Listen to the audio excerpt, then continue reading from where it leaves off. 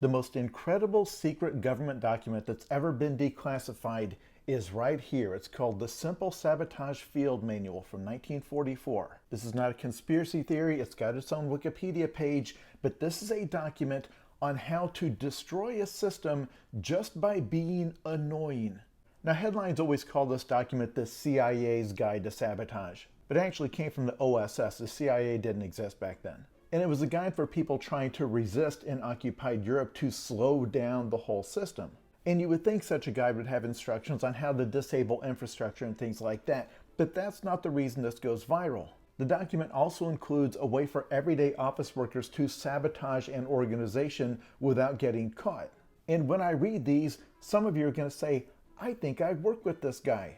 Their tips to sabotage an operation include make speeches, talk as frequently as possible and at great length. Illustrate your points with long personal anecdotes and accounts of personal experiences.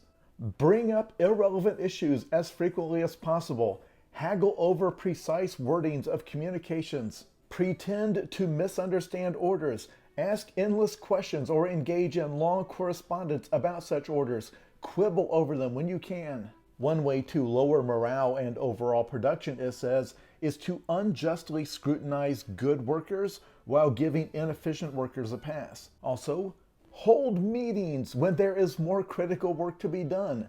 Multiply paperwork. Think of ways to increase the number of movements necessary to do your job.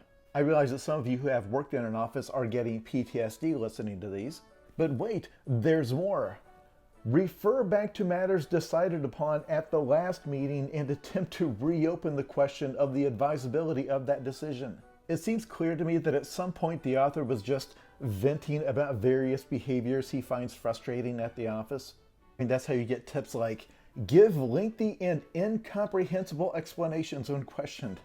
Be as irritable and quarrelsome as possible, but not so much that it gets you into real trouble. This wasn't declassified until 2008, more than 60 years later. But having worked in offices prior to that point, I do feel like some people out there had a copy of this.